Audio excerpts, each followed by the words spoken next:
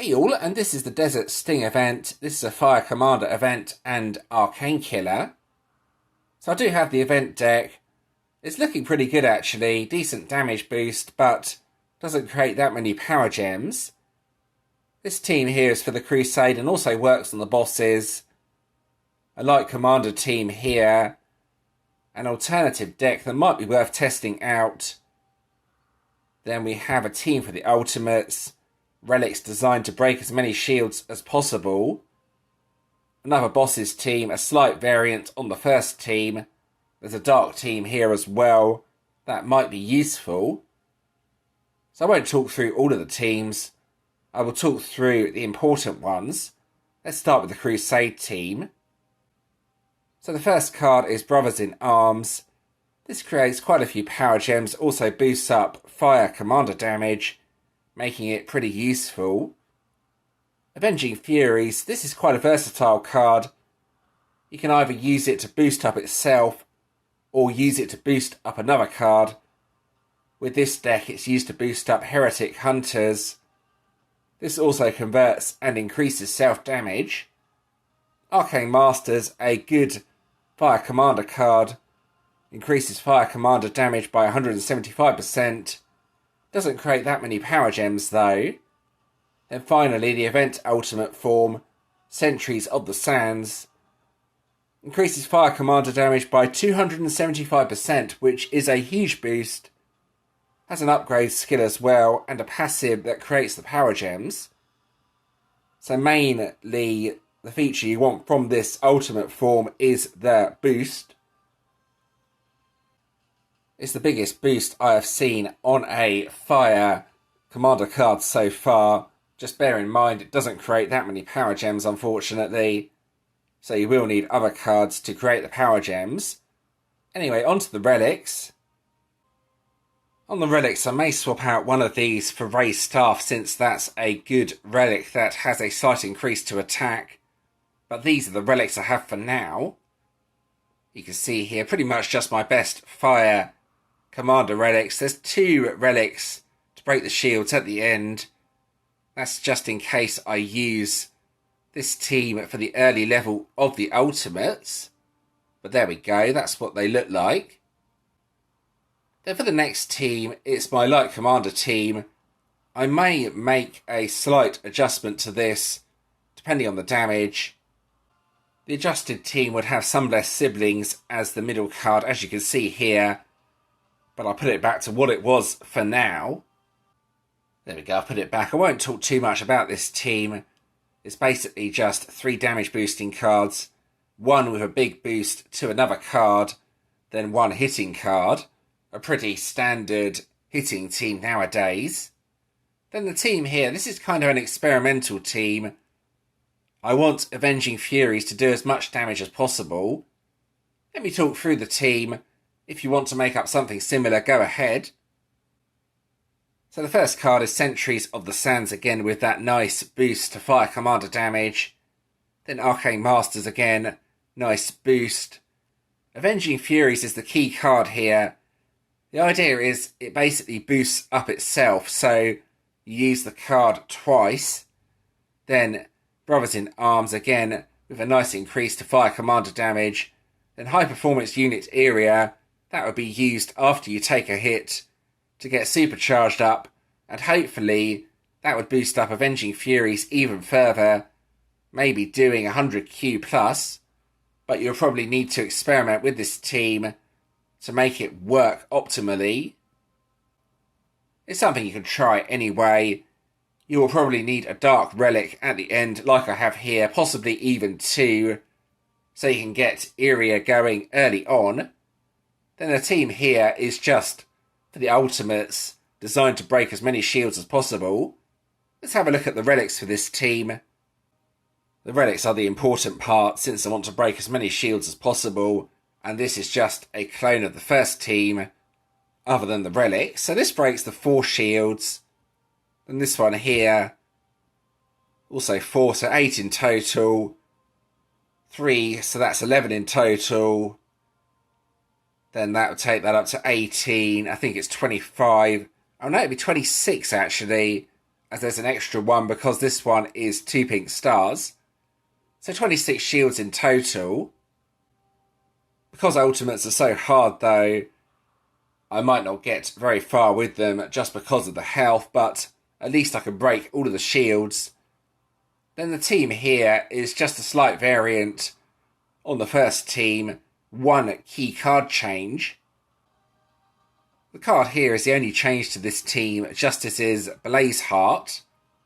It's an arcane killer card, part of the event deck, and also increases fire commander damage by 275%. So that's a lot higher than the other card that I replaced it with. That's why it's on the team. It's worth trying anyway. You will lose a few power gems since this doesn't create any power gems, but you get that lovely boost, and it might do more damage than just 5 ultimate forms. When I recorded the team testing part of the video, this was actually doing less damage than the first team, but before I started recording, this was doing more damage, so yeah, I'm not sure if this team is best, or the very first team if we scrolled across, the one that I have labelled for the Crusade. Anyway, I'll just bring up the Dark team quickly if we go all the way across to here. It's something you can try anyway. This is a very powerful combination. Again, 3 cards that increase Dark Commander damage, 1 card that gives a massive boost to another card, then 1 hitting card. Anyway, that's the teams I have available for this event. Let's get on with the actual event itself. Here we go. Alright, so here we go with some team testing. So I'll start off with my team I'm using for the Crusade, see how that does, and then I might test my light team and my boss's team as well here, just to show you the damage difference. So I think the best activation order here is just to go from left to right. Let's see though, when I use the cards and attack the boss, you can also use the second card twice. That increases the damage a little bit further. Let's try this anyway, see if I can one-shot the boss or not. That's actually a really good grid. I think just match that and then match that one in. Then sit back and watch the damage. Hopefully enough to defeat the boss. Yeah, that should be more than enough. Wow, 148.1 Q. That was pretty spectacular. I'm going to hit a multi-boss with my other team. The guild bosses have Chaos and Might, but as you saw, the guild boss was defeated rather quickly. So I'm going to need a really good grid for my boss's team to compare to that. Let's see what I get though. Right, so again, left to right, less power gems, but more of a damage boost. Let's see what I can do. So hopefully, if there's at least 2 or 3 loose power gems from the main match, it will be a fair comparison. Otherwise, it's not. Let's see what I get. No, that's nowhere near as good as the previous board, unfortunately. I can do that, though. Let's see the damage. There we go, 73.8 Q. If I had a better board, though, it would do about the same amount of damage as my previous team. I want to try my light team while I'm here as well. It would be useful if I could clear the multi-bosses by myself, so to speak. I may mix up this team a little bit, I'm not sure yet. The middle card might need changing. Let's give this a go anyway. Right, here we go. So this obviously won't do as much damage as my fire teams, but I might get around 20 Q out of this. You never know. Light has become really powerful recently. Let's see what happens anyway. Nice easy left to right team. Then try and get that loose power gem somewhere on the board. Nothing loose from the main match though, so this will be a minimal damage hit, so to speak. Let's see what it does though. Yeah, 10.8 Q, that was a bit disappointing if I'm being honest. I'll try and get another hit out if I can. Hopefully it will do a bit more damage than that. I could also swap the middle card, as I already mentioned. I think Sunblessed Siblings would be the card to use in the middle. Anyway, let's try another hit. Yeah, there's a loose power gem at the bottom this time around, so yeah, I've got to match it in. Unfortunate. I think finally try the Dark Team to finish off this boss. That's a bit better than the previous hit. Let's quit out at this point. So here we go with the Dark Team. Hopefully this will do a bit more damage than the Light Team, but we will see. 5 times Awakening on Lost Covenant definitely helps with the damage. So again, I think left to right is the best option here. I'll just do the one attack on this boss and see how much damage it does. It's sort of similar to the Light Team in some respects, as it has the one big boosting card. This one here, Draconic Pantheon, and the one big hitting card with 3 other cards that just increase general commander damage. Dark in this instance. Hopefully that made sense. Anyway, let's see what sort of damage this is going to do. I don't think that's the best of boards, but... oh, that's looking pretty good, actually. I'm surprised. I thought that was going to be really bad. That wasn't the best match, as I brought one of the loose power gems in, but it still gives a good idea of the damage. 25.8 Q. So that's actually a pretty good hit with a Dark Team. Hopefully that's given you a few ideas of what you can use and what sort of damage I could deal. Even with off-colour teams, I could deal reasonable damage here. So we have this Tournament of Champions this time around. As far as I know, you only get paid out at the end of each day, but there are some really good rewards here, so it's a nice additional feature to the event. You can get some free stuff without needing to do too much extra. I think one of the best items I've seen is those Ascension Stones, only 45 of the tokens. That seems very cheap. What else is there on here? Oh, the Ascended Ingots are always going to be useful. And a Ryzen Dragoon Stone could also be rather useful. Then the leaderboards here. Oh, I'm actually first and I'm only playing on my own. So that should be a good start to this anyway. Well, that's a surprising result. No one else in this league has really done too much with the event by the looks of it. But yeah, I've started playing and got quite a few trophies compared to the others here. But there we go, that's what it is anyway. Leaderboard payouts after each day. Let's get out of here. Right, I'll go and claim the event collection. It's disappointing, it's those stupid Legend Souls. The amount of complaints they must have had about these, yet they are still in the collection. I don't know why. Let's claim them anyway. There we go, that's all of those claimed. Yeah, the best parts are the gems and the season choice coins. Lots of junky Legend Souls though there. I don't know why that's really a collection. Right, let's see what it is this time around. Right, over we go. Oh, it looks like an Earth Dragoon. Nice. So one of those new style Dragoons. Improved Dragoons, they're called. Increases self-damage. Creates a few power gems. It's hard to say what this is like though until you can see what it can specialise into. The stats are also quite low to start. But that's what it looks like anyway. Might be worth fighting for if you have a decent Earth attack team. There we go. Right, let's go and claim the random 6-star hero.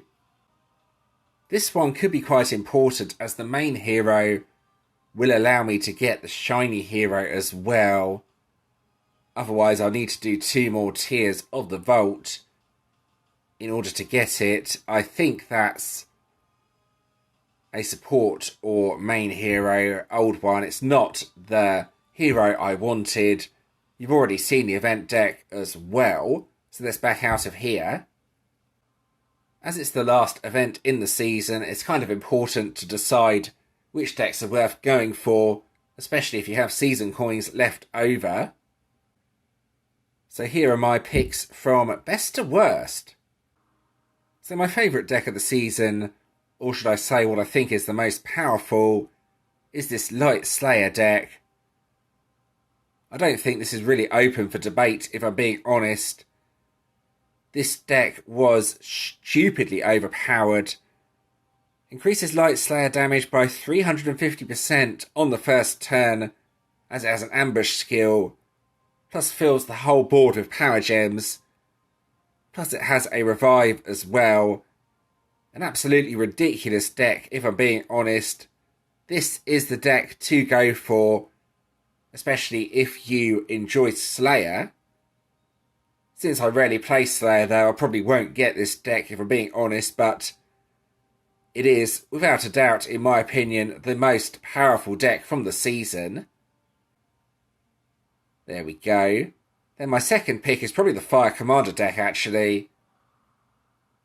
It doesn't create that many power gems, but it does have a really nice boost to Fire Commander damage, plus 1 turn cooldown as well.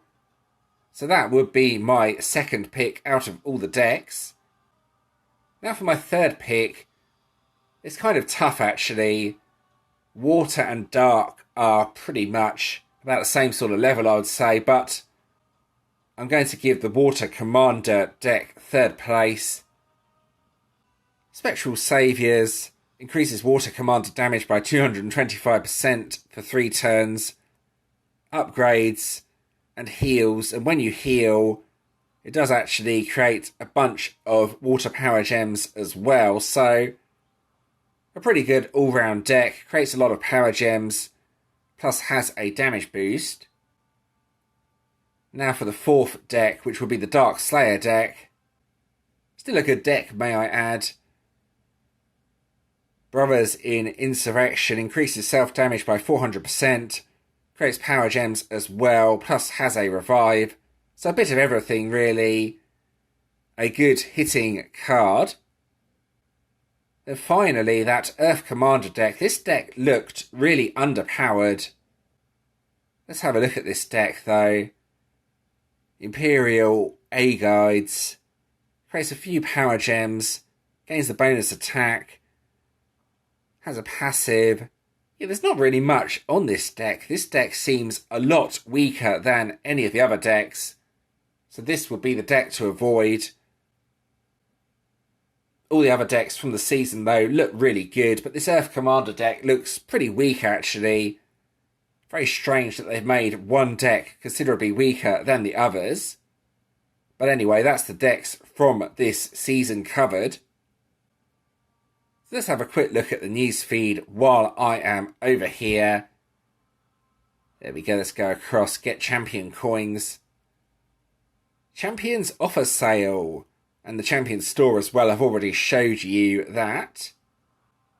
Get ready for the Tournament of Champions. So that basically says a bit about the event. We've had this event before. The leaderboard payouts are at the end of each day, so try and do the best you can. I don't think there's too much else of interest here, so I'm going to wrap up the video at this point. I hope that was interesting and helpful. As always, if you do have any questions or suggestions regarding this video, please let me know in the comments and I'll do my best to help. If you did enjoy this video, please do give it a like and subscribe to the channel. Subscribing is always very much appreciated. I've included a previous video on the screen, plus a playlist. Plus you can also subscribe from here if you want to do so. And thanks for watching.